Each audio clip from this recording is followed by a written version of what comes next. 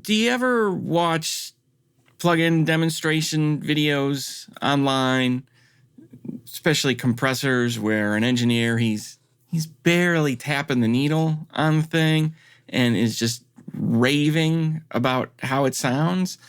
And you're sitting there going, what is he hearing? We're going to try not to do that today.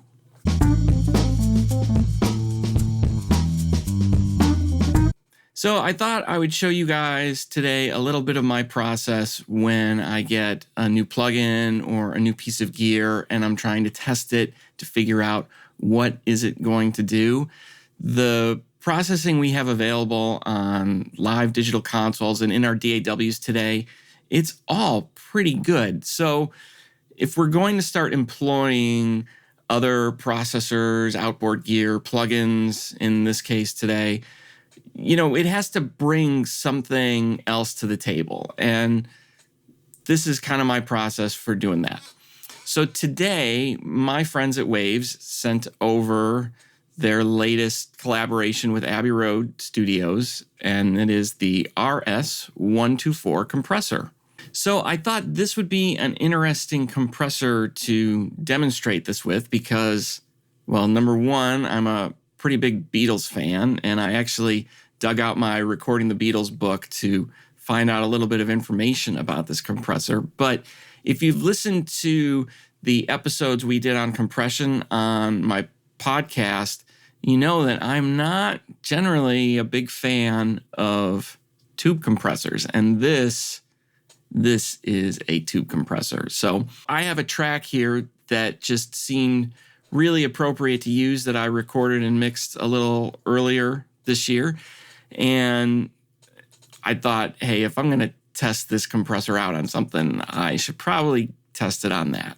So the thing with these RS124s is back in the kind of 60s when the Beatles were recording in EMI Studios, because it wasn't called Abbey Road Studios yet. It was EMI Studios Abbey Road at the time because EMI had studios all over the world. And they basically had two dynamics processors available at the time. There was the EMI limiter in the early days of the Beatles, which eventually got replaced with the Fairchild 660. And then there was this guy, the EMI RS124. Now, this unit is based off of an Altec 436B. EMI had purchased a bunch of these, and when they got them back to the studio, the engineers, the technicians, they didn't think they were ready to go. So they modified them pretty extensively. Originally, there was no recovery control on the compressor. It was all fixed attack and release. So they added this recovery control. And the other thing that they had added was a hold control, which is missing on this. But what Waves has done is they've kind of implemented it in a really unique kind of way with this auto hold feature, which is actually pretty cool when I played around with it a little bit. The whole point of that hold feature, by the way, is a lot of times when they were using this compressor, they were hitting it with 20 to 30 dB of gain reduction. And a lot of times this was used on basically mix bus duties. This was a final mix compressor in a lot of ways, because a lot of times they were really doing a lot of summing of multiple instruments down to, individual tracks. They only had 4 available. So the hold feature, what that would do is, since the attack on this is really slow, and if you're doing 20 to 30 dB of gain reduction, when it would release all the way back to 0, when you would hit it with that program initially, that first front end of it would be really loud, and then the compressor would kick in and knock it down. So they had this hold feature on there that would basically, they could play a little bit of the music and click it on hold, and that would hold the gain reduction setting. And then when they would start it up, they could flip it to the release time that they wanted. They had hold controls were all like in between all of these numbers. If you see photos of the original units that were at EMI Studios, they had that little hold thing. So that was cool. But enough of that. Let's make some noise with this. this compressor, I've played around with it a little bit so far. And one thing I learned is really the minute it's on, it's on. It is doing gain reduction. You pull the input control down to 0 and now you're below the threshold. So this has got like a threshold basically, the minute you go in. And there's a reason this gain reduction meter goes to 30. I'm actually going to blur out this gain reduction meter because people freak out when they see what these things are doing. And to me, like when I want to try something out and find out what it's going to do, I want to hit it hard. So that's what I'm going to do. And I thought the first thing to start with would be bass guitar, because this was basically Jeff Emmerich's go-to compressor on Paul McCartney's bass. And sometimes he would run it through like 2 or 3 times from what I've read. So we'll start with one and see what it does. And so I'll play a little bit of the bass with it off, and then I'll turn it on and we'll listen to what it does. So here's the bass by itself.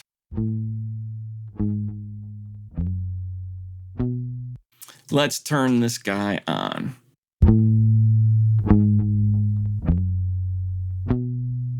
So I'm getting a big boost in level. Let me turn that down a little bit. And by the way, I'm not going to go crazy trying to get the uncompressed version to match the compressed version in terms of level. I wrote an article on this.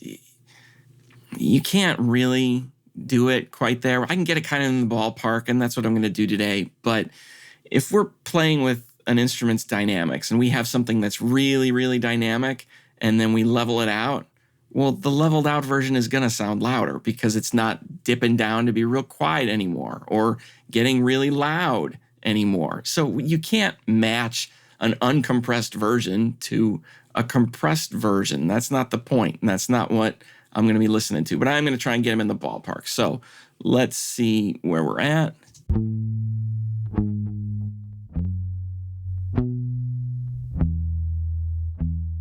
All right, close enough.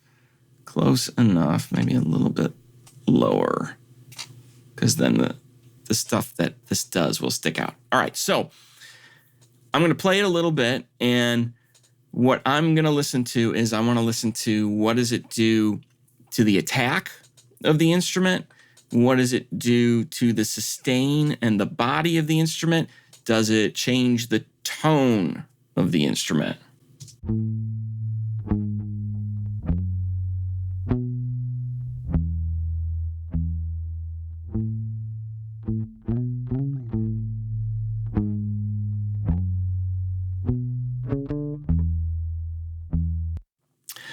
First thing I'm noticing on this is it's not really destroying it, which kind of makes me sad because I kind of wanted to, when I'm testing these things, I want to know what they're going to do. So I usually want them to mess the thing up to start. And this is really kind of maintaining the sound to me. What I am noticing, though, is I'm getting a little more sustain out of it, and it just feels like there's more of a bed, I guess, of the bass. Let me play it again and alternate it, and you can listen for that.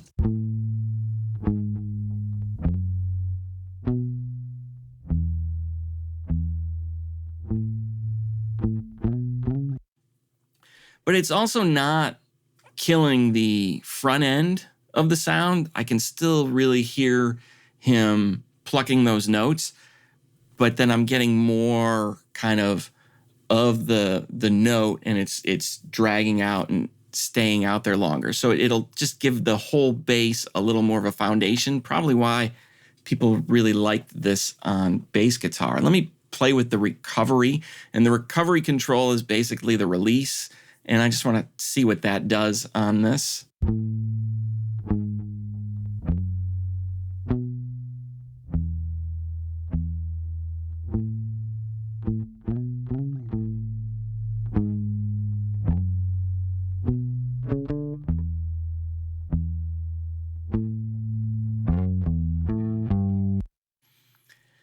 So I like the fast one. I, in general, personally like faster releases anyways. But What I'm finding is when I go to a slower one, it's not releasing at all. So I'm not getting any of that kind of body. And now this is just on a bass guitar. Now I'm going to pop this in the track and let's see what it's doing with everything going on. And I'm going to pull the fader down and then push it back up.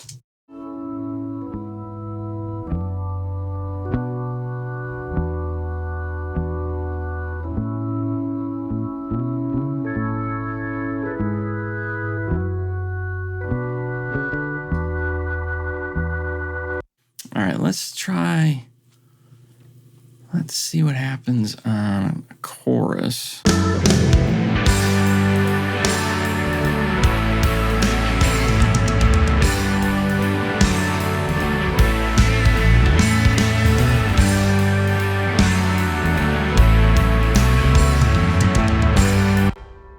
All right, so now that attenuation is doing too much. You know, he's playing, and I can just see in the waveform here, he's playing softer in the verse, and now he's digging in on the chorus. So what I kind of want that compressor to do is I want it to bring up these quiet parts and down this louder stuff when he's digging in. So let me set the output attenuator more for this louder section. I should have done that to start with.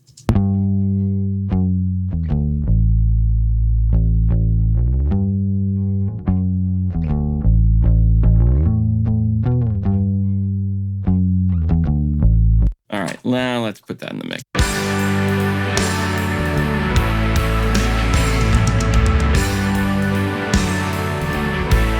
All right, I'm going to toggle it on and off so you can hear how is that affecting how the bass sits in the mix, because ultimately that's what really matters.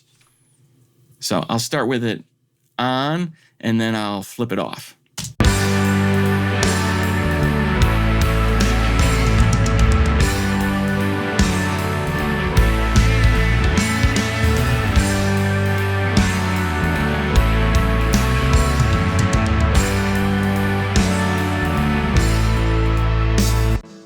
So you can hear how that kind of gives it more of a low-end foundation.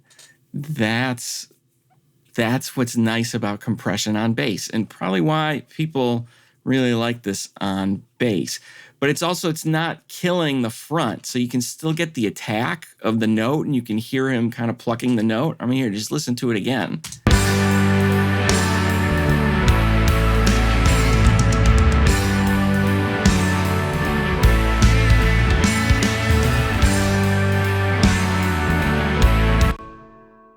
Now, you're probably wondering, well, how hard is this hitting? So let me play it one more time, and I'm going to take the blur off on Mr. Gain Reduction Meter, and you can see what it really is doing.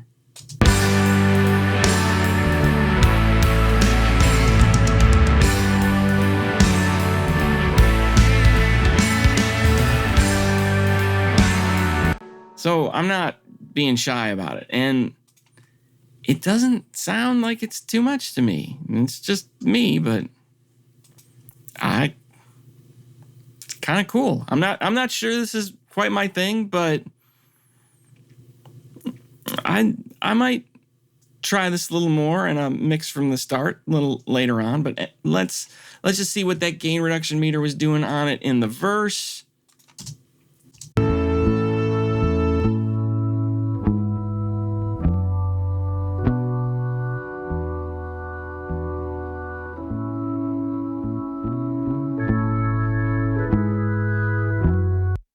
So now when I bypass that compressor, we're losing level because we're not getting the benefit anymore of what the compression is doing to the overall dynamics of the playing.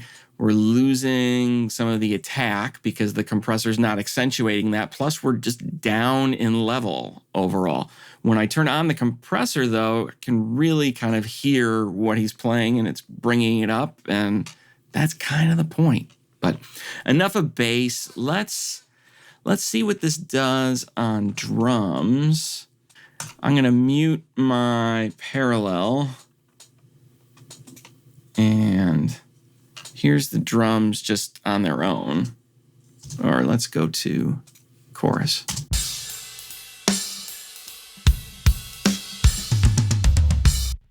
All right, let's add the Abbey Road 124.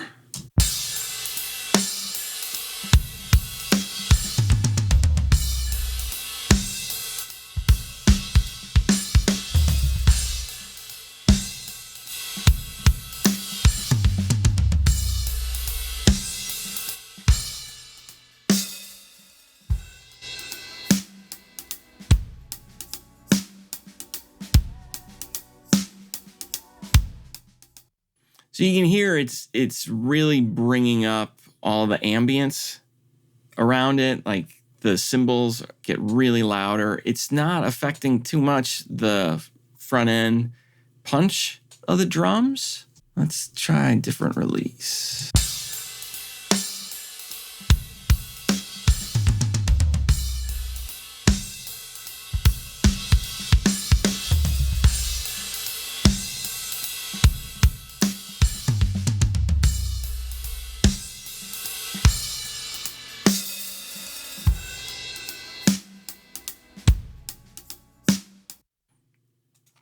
All right, so I like this thing as fast as it'll go. I can see where I might want to slow down that recovery on some stuff, but for probably most stuff, I would, if I use this, I would probably as fast as it would go. Let's see some of these other features in here.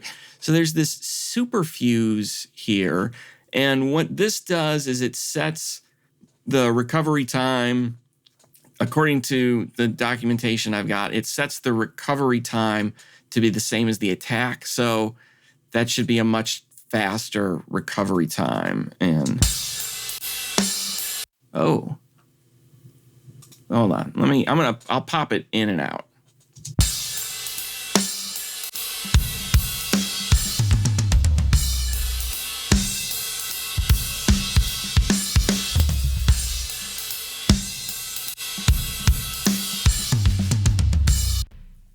That's kind of cool. I could see this maybe for like a drum parallel. So I'm going to turn that off. Let's just let's do that on my drum parallel and see what happens. And so this is, when I do parallel compression on drums, I just do the shells. I don't have any cymbals in it. So let's try this out on the drum parallel and see what that does.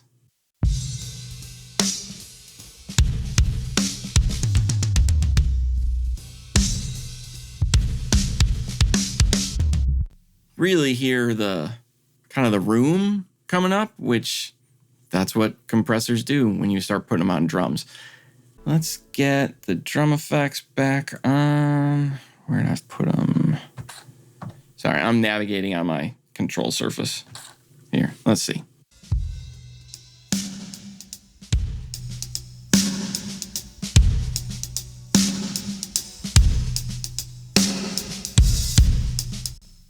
So it's definitely got like a gritty kind of quality to it on the super fuse here. If I take that off,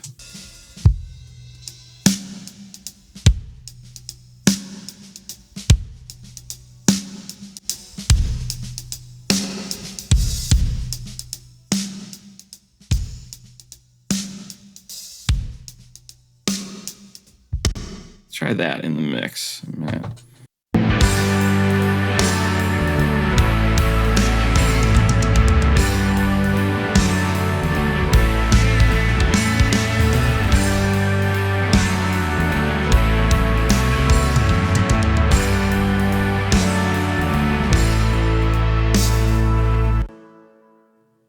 So kind of interesting. I'm not sure this is really my cup of tea on the drums. Maybe other people will like it, but probably not my thing. It does have a kind of a cool crunchy thing to it, and that's why I want to hit this really hard. That's what happens when you hit it really hard. I can kind of get some of that out by turning the input down, but I think that's why you would use that superfuse in the first place. The other place that they would use this stuff on was a lot of times it would end up on all the instruments. Let's just try it on all the guitars and keyboards.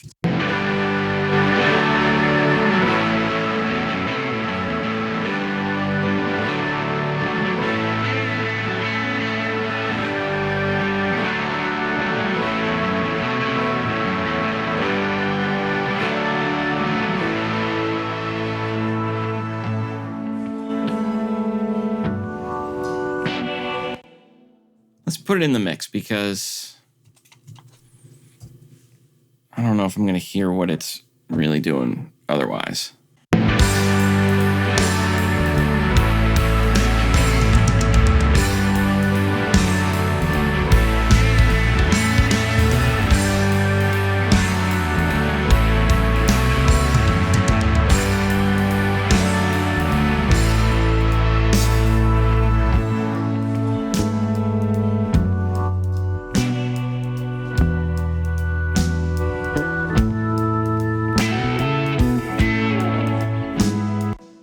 So on the verse, it's getting a little bit more. Let's just try that verse section and listen to it.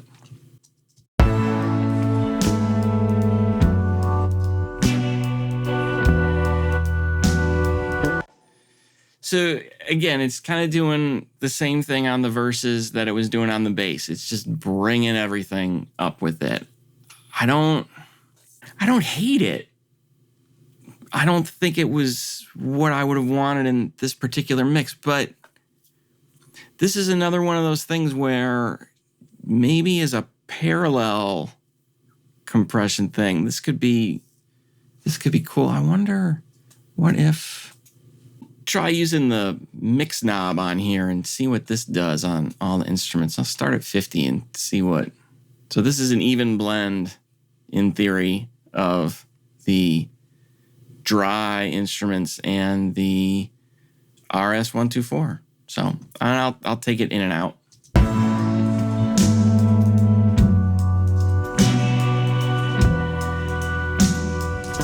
Start with it all the way off.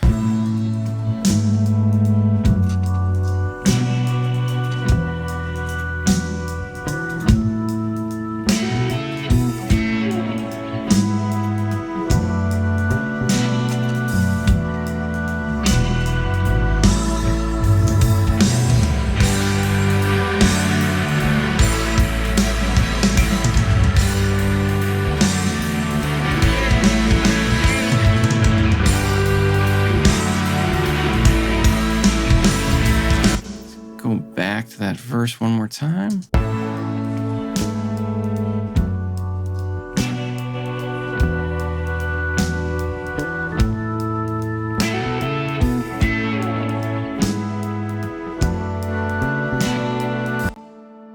So it's bringing everything up again. That's kind of the theme with this. It's bringing up the low-level stuff and not destroying the louder stuff, which kind of cool. So anyways, I'm not sure how I feel about this. I think this has me intrigued. I'm not usually a tube compressor guy, but this has got me thinking about some stuff. The style of music that I'm usually working on is kind of more of a modern worship, and that music right now tends to be kind of dense, and having something like this maybe in a parallel, it might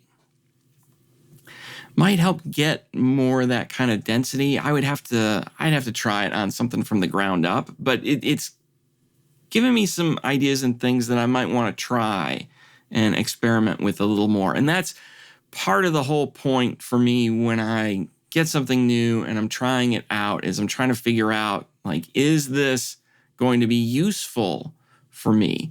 You know, not is it good or bad. That really is kind of irrelevant in the grand scheme of things. It's really, does this fit into my tastes?